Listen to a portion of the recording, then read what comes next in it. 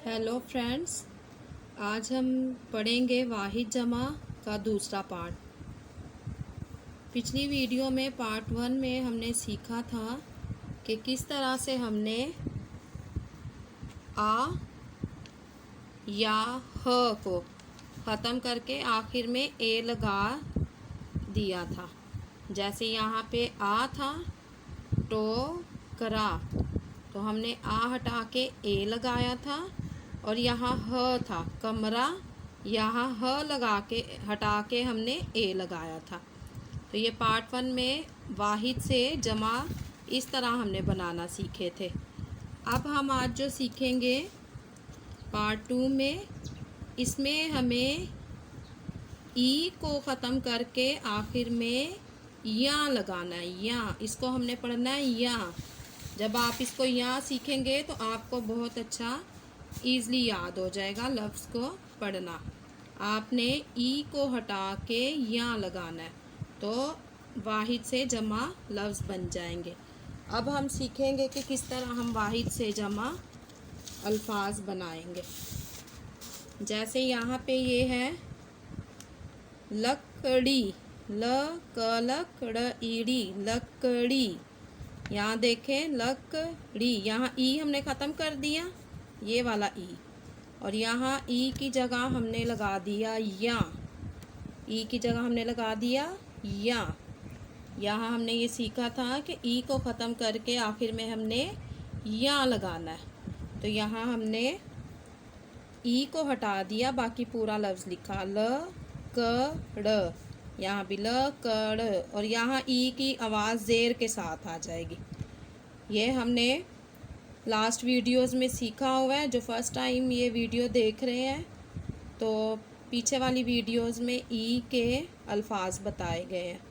तो यहाँ पर लकड़ी या, यहाँ हमने ये ई हटा दिया, ई की जगह ज़ेर आ गया, और या लकड़ी, लकड़ियाँ, अकाप इपी कापी, कापियाँ, मखइखी, मखइखियाँ, मक्खियाँ, अगाड़ इड़ी गाड़ी, अगाड़ इड़ियाँ गाड़ियाँ, घोड़ इड़ी घोड़ी, घोड़ इड़ी घोड़ियाँ घोड़ियाँ। अमूमन बुक्स में हमें ज़ेर नहीं मिलता है नीचे लगा हुआ, कुछ बुक्स में मिलता है, कुछ में नहीं मिलता। उस सूरत में जब हम बार बार लफ्ज़ों को पढ़ते हैं, लिखते हैं, तो हमें खुद से याद रह जाते हैं। मुर मुर्गी, मुर्गी, यहाँ पेश होना चाहिए था, लेकिन जैसा कि मैंने बताया है कि ज़ेर ज़बर पेश अमूमन कुछ बुक्स में नहीं मिलते। मुर्गी, मुर्गी, यहाँ मुर्गी गईगी, मुर्गियाँ, मुर्गियाँ। अब इसी तरह से हम देखेंगे अचा ब इबी चाबी, च अचा ब इबी या चाबियाँ, ह थ ए हथेली, हथेली, ह थ ए ल ई हथेली, आगे या जोड़ दिया, हथेलियाँ।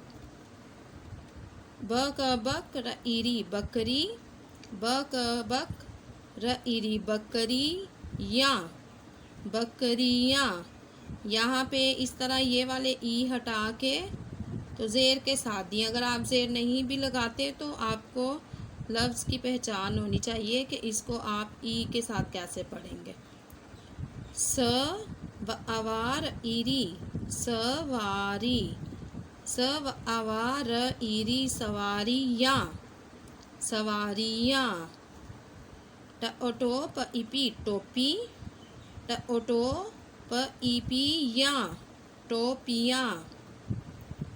खिड़ खड़ खिड़ क इकी खिड़की, खड़ खिड़ क इकी या खिड़कियाँ। ये हमने इस तरह से हिज्जों के साथ इसको पढ़ के वाहिद के जमा बनाया। अब हम इसको सादा पढ़ेंगे कि किस तरह से वाहिद से जमा पढ़े जाएंगे।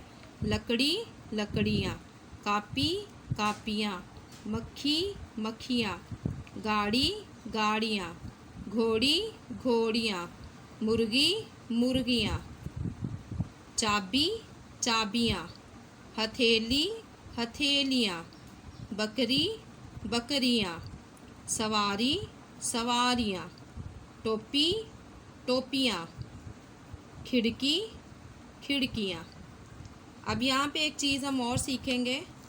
बाज़ औक़ात बच्चों को ये चीज़ बनाने में मुश्किल होती है कि पता नहीं चलता है कि कहाँ पे इसको, जैसे हमने अभी लफ्ज़ सीखा है या, अभी हमने जो लफ्ज़ सीखा है या, हमने वाहिद के लफ्ज़ के साथ या लगाकर तो जमा बनाना है। अब यहाँ से हम लफ्ज़ देखेंगे।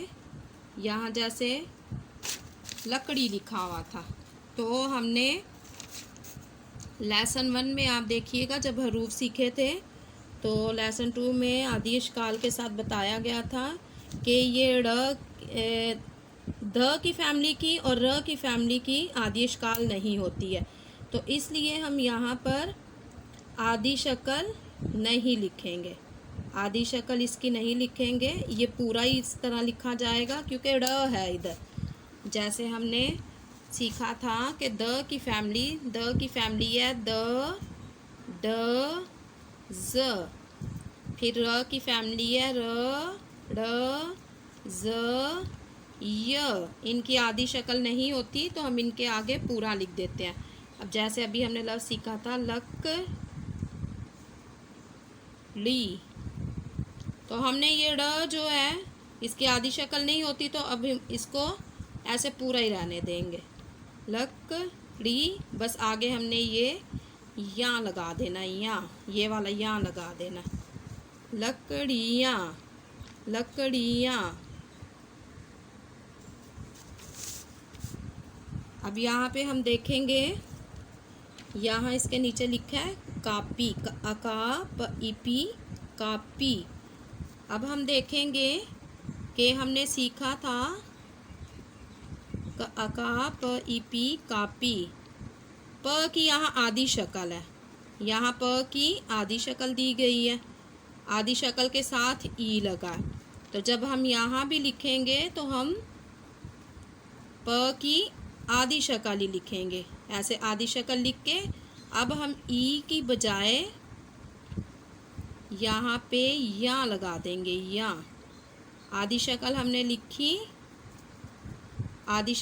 लिखी, लेकिन ई यहाँ जुड़ा हुआ है तो ई की बजाय हमने यहाँ जोड़ के लिख दिया या।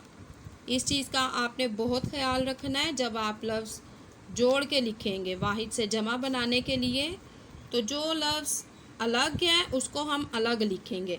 यहाँ ई जुड़ा हुआ नहीं है तो हम यहाँ ई हटा के यहाँ पे इसको भी जोड़ेंगे नहीं, अलग लिख देंगे। यहाँ ई प के साथ जुड़ा हुआ है तो हम यहाँ या जो है ये या को प के साथ जोड़ के लिखेंगे। जब आप ये चीज़ अच्छी सीख जाएंगे तो आप बोलने में तो बहुत जल्दी हमें अल्फाज ये वाहिद जमा याद हो जाते हैं, लेकिन जब हम लिखते हैं तो लिखने में हमसे गलती हो जाती है। अब यहाँ पे हम और देख लेते हैं। यहाँ पे ख के साथ ई जुड़ा हुआ है, ख के साथ ई जुड़ा हुआ है, तो यहाँ हमने या जो है या ई को हटा के या इधर जोड़ के लिखना है। यहाँ ड के साथ ई नहीं जुड़ा हुआ है तो यहाँ भी हम ड के साथ या नहीं जोड़ेंगे, हम अलग से, जहाँ ई अलग है वहाँ आप यहाँ अलग लगाएंगे, जहाँ ई जुड़ा है वहाँ आप यहाँ जोड़ के लिखेंगे। इसी तरह से यहाँ देखें घोड़ी, यहाँ भी ड़ है, ड़ के साथ ये बिल्कुल अलग है ई, तो हमने भी यहाँ पे या ई की जगह यहाँ लगाना है तो यहाँ अलग लिखेंगे। यहाँ ग के साथ ई जुड़ा हुआ है तो यहाँ हमने ई को हटा के यहाँ लगाना है, तो ग के साथ हमने जोड़ के यहाँ लगाना है, वो इसलिए कि यहाँ ई जुड़ा हुआ था तो हमने यहाँ को भी जोड़ के लगाना है। जब आप ये चीज़ अच्छे से सीखेंगे तो बोलने में तो बहुत जल्दी याद कर लेंगे आप, लेकिन लिखने में भी फिर आपकी गलतियाँ नहीं आएंगी। यहाँ पे ई देखें, यहाँ ई जो है ये ब के साथ जुड़ा है, तो हम यहाँ पे या भी ब के साथ जोड़ के लिखेंगे। यहाँ पे ई जो है ये ई जो है ये ल के साथ जुड़ा है, तो यहाँ पे भी हम ल के साथ इसको जोड़ के लिखेंगे। अब जैसे यहाँ पे र जो है इसकी आधी शक्ल नहीं होती, तो हमने ये पूरा लिखा हुआ है और इसके आगे ई है, ई जुड़ा हुआ नहीं है, तो हमने यहाँ या जो है ये जोड़ के नहीं लिखा, इसको हमने ऐसे अलग लिख दिया। यहाँ र के साथ ई अलग है, तो यहाँ हमने या अलग लिख दिया। यहाँ प के साथ ई जुड़ा है, तो यहाँ हमने प के साथ या जोड़ के लिखा। फ्रेंड्स, उम्मीद करती हूँ कि आपको ये वाहिद जमा अच्छे से अब लिखने आ जाएंगे। बाज़ औक़ात ऐसा होता है कि हम वीडियोज़ में देखते हैं तो सिर्फ बता दिया जाता है, पढ़ा दिया जाता है, लेकिन बच्चे जब लिखते हैं तो उनको लिखने में ये मुश्किल होती है कि कैसे वो लफ्ज़ जोड़ेंगे, लिखने में बहुत सी गलतियाँ आ जाती हैं। तो इसलिए आपको ये बताया गया है कि किस तरह से कहाँ पे आपने लफ्ज़ को जोड़ के लिखना है और कहाँ पे आपने इसको अलग से लिखना है। उम्मीद करती हूँ आपको ये वीडियो पसंद आई होगी। इसे बार बार देखें और वाहिद जमा सीखें। ओके, खुदा हाफिज़।